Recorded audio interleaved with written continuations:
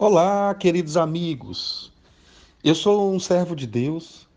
Essa é a nossa gota de sabedoria de hoje. Nós já falamos um pouco sobre quantos sintomas uma pessoa pode ter e sem capacidade técnica de associar. Quantos ataques no campo das emoções, no campo da psique, ocorre dentro de uma pessoa num período curto.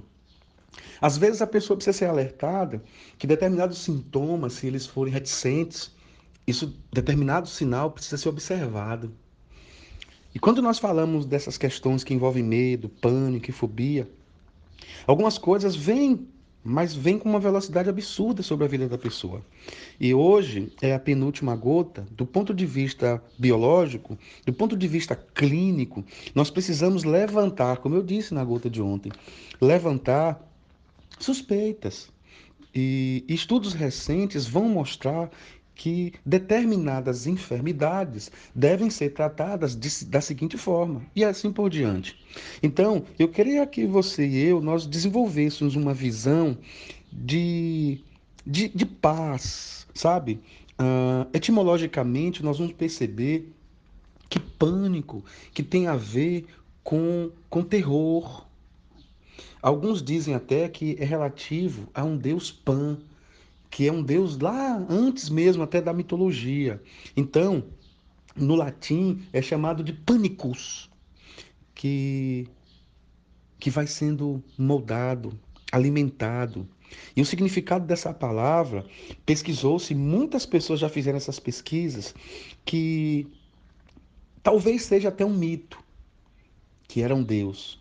Mas muitas pessoas pesquisando começaram a perceber que as pessoas que desenvolvem e que desenvolveram as questões que envolvem medo extremado, pânico e fobia, que elas começam a desenvolver também um quadro de idolatria.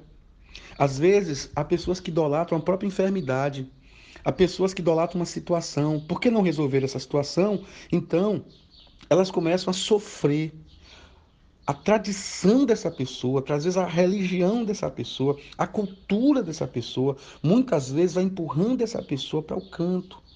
Então, as primeiras experiências que nós vamos encontrar dentro de nós acerca do pânico, perceba bem que se você for compreender os sentimentos, os sintomas daquilo que acontece dentro de uma pessoa, nós vamos perceber claramente que são pessoas que elas vivem como quem não tem alguém para cuidar.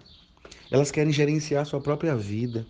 Elas querem resolver os seus problemas de forma autônoma. Elas não conseguem conviver bem com partilha. Elas não conseguem viver bem com a ideia de reflexão, com alguém fazendo a mediação. Então, essas pessoas, porque elas não conseguem resolver, elas não conseguem agir da forma que elas imaginaram, elas começam a sofrer pânico. Claro que essa é só uma tese. Na gota de ontem você viu eu falando que podem acontecer casos orgânicos, psíquicos, mas é importante que você descubra que múltiplas causas podem gerar essas coisas como medo extremado, pânico e fobia. Então, existem também múltiplos tratamentos. Então, a palavra que vem ao meu coração nesse momento é confie em Deus.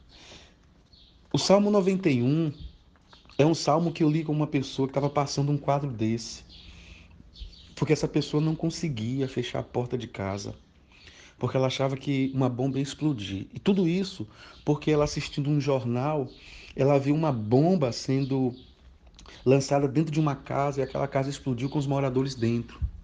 E eu li com ela o Salmo 91, verso 10, que diz assim: nenhum mal te sucederá, nem praga alguma chegará à sua casa. Gente, isso é fantástico. Queria que você entendesse isso, desenvolvesse no seu coração uma paz, uma graça especial, porque Deus, Ele tem cuidado de você e de mim, tá bom? Senhor, muito obrigado, Pai.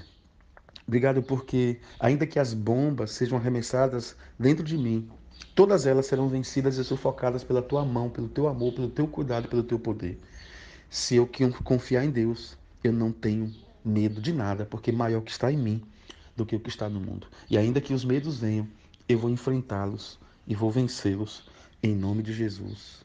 Amém.